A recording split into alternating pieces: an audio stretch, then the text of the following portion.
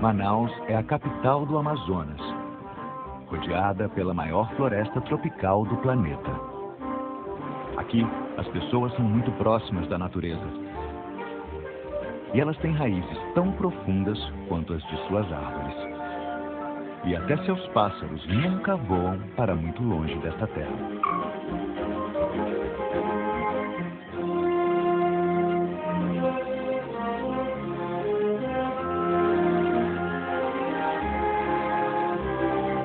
Para os membros da igreja em Manaus, é uma bênção viver em um lugar tão bonito. Ao mesmo tempo, foi difícil estabelecer a igreja em uma área tão distante de outros membros. Em 1990, quando eu fui chamado para ser o primeiro presidente da Missão Manaus, a gente tinha membros da igreja tão especiais, tão puros, mas sem conhecimento acerca de liderança, sem conhecimento acerca das coisas que deveriam ser feitas numa escala grande.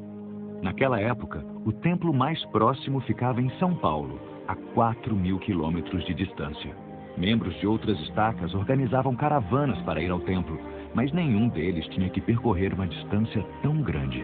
Você sair da cidade de Manaus, qualquer transporte, qualquer via de transporte é marítimo, ou seja, é barquinho, é um motorzinho, é um motor de popa. Os ônibus intermunicipais aqui são barcos. Isso fazia com que se tivesse a ideia de que de Manaus não podia ter caravana. É uma coisa de ter uma caravana de Santos a São Paulo, né? Mas de Manaus a São Paulo é uma coisa diferente. Então, nós tínhamos aqui aquela esperança, né, de vir falar tanto do templo e a gente pensava, isso é uma utopia para nós. Ir ao templo era uma coisa assim, fora da nossa realidade, né? Começou a martelar na minha cabeça a questão de uma caravana saindo aqui de Manaus e indo até São Paulo, podendo levar todo mundo. Eles começaram a trabalhar em 1991 para essa caravana, para essa aventura. O fato simplesmente deles começarem a planejar e de ter ali alguns líderes com visão, como o presidente Wilson Santiago, como o irmão Pedro e a esposa dele, a Glícia, começou a criar-se uma visão do que a gente poderia ser em Manaus. Então já não era só a visão do que era, ou do que nós éramos, mas era a visão do que poderia ser. Eu passava as noites desenhando e buscando e planejando, até que num determinado momento eu pude apresentar esses planos para o presidente Costa, presidente Wilson Santiago. Os sonhos, os planos, os cálculos, os comentários em família, os comentários nas aulas, os comentários nas atividades, eram todos em torno daquela caravana. Mas eu lembro que, ao sentar à frente do presidente da nossa Stark, ele disse assim para mim, irmão, você vai para o templo. E eu me perguntava como. São 5 horas da minha cidade até aqui, né? Até aqui em Manaus. E daqui seriam mais uma semana. Seriam mais 3 dias de barco e 3 dias de ônibus, né? E sem saber o que ia acontecer na viagem. Na época eu estava com 5 meses de grávida, né? Do meu filho, que hoje tem 21 anos, está na missão. E com uma filha de 9 anos. Nós fomos desafiados a pagar $250 por pessoa para poder ingressar na caravana, que ir ao templo.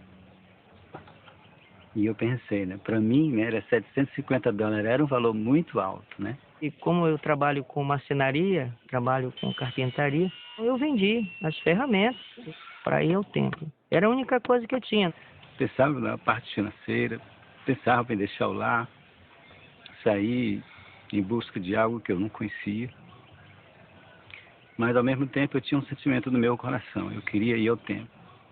Em 25 de novembro de 1992, a primeira caravana de Manaus deixou o porto da cidade rumo ao Templo de São Paulo.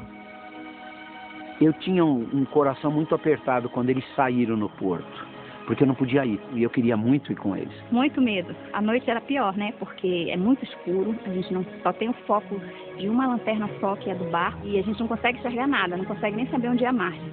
Hoje em dia, a navegação pelos rios é toda balizada, ela já está demarcada. Naquela época, não. Eu não conseguia dormir à noite, eu dormia de dia. Eu tinha calculado quanto cada pessoa ia consumir em cada refeição. Nós levamos daqui de Manaus 20 garrafões de água mineral. Pensávamos que daria para chegar até a próxima cidade para pegar água potável.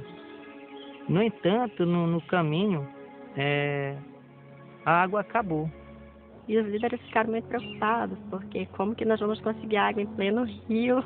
Você enche um copo com água do Rio Madeira e, assim, 70% do copo fica só aquela lama, aquela água barrenta. Além do que, as cabeceiras do Rio Madeira, lá depois de Porto Velho, tinha muito garimpeiro trabalhando. E eles sujavam muito a água, o mercúrio. As pessoas estavam com sede, tinham muitas crianças no bar. Tínhamos idosos, né? Um grupo grande. E o sol abrasador, não tinha uma nuvem no céu, não tinha nada. E não tínhamos como uma cidade próxima para parar, então aí ele falou, vamos orar. O presidente da estaca reuniu os membros e juntos ofereceram uma oração. E depois que nós oramos ao Senhor pedindo providência, e começou rapidamente a se unir assim uma nuvem bem pesada, foi ficando escuro e começou a chover bastante. Não durou mais do que 15 minutos, o tempo exato para juntar panela, juntar balde, tudo que podia juntar água. E assim como aquela nuvem veio, ela foi embora. Nós vimos o milagre, a mão do Senhor naquele momento. A gente se sentia protegido de alguma forma, né? Aquele medo humano, de repente a gente sentia que não devia se preocupar. E nós continuamos a viagem com água sobrando. Era uma irmandade de verdade. Elas nunca assim deixavam uma irmã ficar sozinha.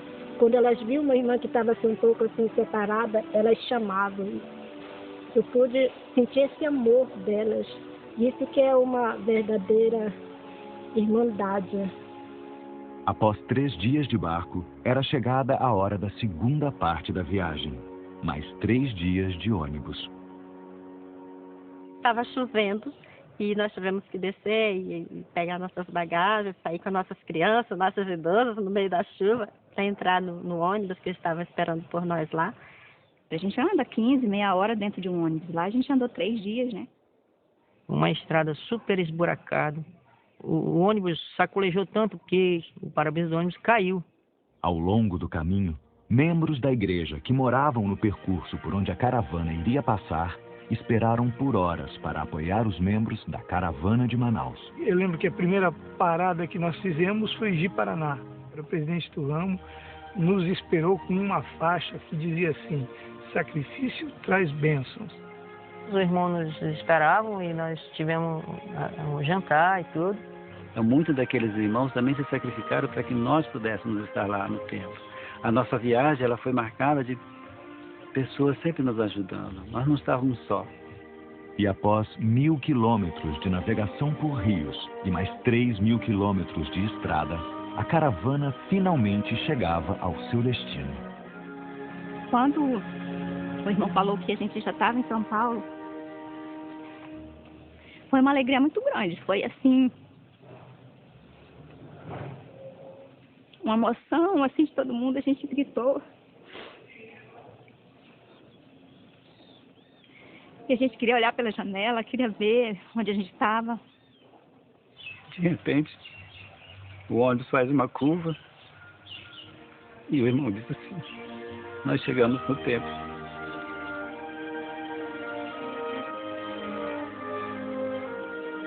Todo mundo chegou de uma viagem de vários dias, mas todo mundo queria ser casado logo, todo mundo queria fazer logo as suas ordenanças e aconteceu assim. E nós passamos ali uma semana de muitas experiências espirituais. A lembrança